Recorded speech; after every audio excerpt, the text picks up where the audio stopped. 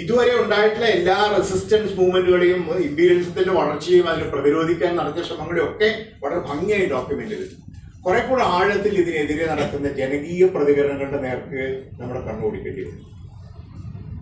കാരണം പലപ്പോഴും ജനങ്ങളുടെ അനുഭവവും പ്രതികരണവും പ്രയോജനപ്പെടുത്തിക്കൊണ്ട് മാത്രമേ പുതിയ വഴികളിലേക്ക് നീങ്ങാൻ പറ്റൂ. അതിന് സഹായം പുതിയ സിദ്ധാന്തങ്ങൾ സഹായിച്ചേക്കും, അക്കാദമിക വിജ്ഞാനം സഹായിച്ചേക്കും. പക്ഷെ ജനങ്ങൾ ചെയ്യേണ്ടത് ജനങ്ങളെ ചെയ്യണം.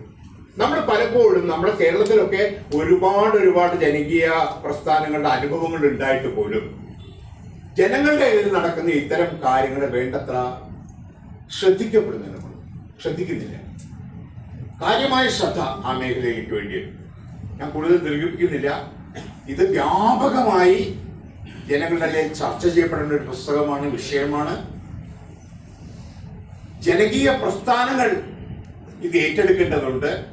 ഒരു ഭാഗത്ത് പറയുന്നുണ്ട്, എനിക്കറിയില്ല ഐസക്കൊക്കെ എങ്ങനെയാണ് കാണുന്നത്, വരാനിരിക്കുന്ന വിപ്ലവത്തിൽ നയിക്കുന്നത് രാഷ്ട്രീയ പ്രസ്ഥാനങ്ങളായിരിക്കുമോ അതോ സിവിൽ സൊസൈറ്റി മൂവ്മെന്റുകളായിരിക്കുമോ എന്നതിനെ കുറിച്ചുള്ള ചർച്ച ഇതിനകത്ത് അവതരിപ്പിക്കുന്നത്. എനിക്ക് ഏറ്റവും ചുരുങ്ങിയത് പറയാനുള്ളത്, ട്രഡീഷണൽ ആയിട്ടുള്ള രാഷ്ട്രീയ പ്രസ്ഥാനങ്ങളായിരിക്കില്ല വലിയ മാറ്റങ്ങൾക്ക് ഈ നേതൃത്വം നൽകാൻ പോകുന്നത്. അതും സാമൂഹ്യ പ്രസ്ഥാനങ്ങൾ കൂടി ചേർന്നിട്ടുള്ള പൊതുരൂപങ്ങൾ വെട്ടിവരും. അതടക്കം പോളി ക്രൈസിസിന്റെ കാര്യത്തിൽ poly crisis will require poly solutions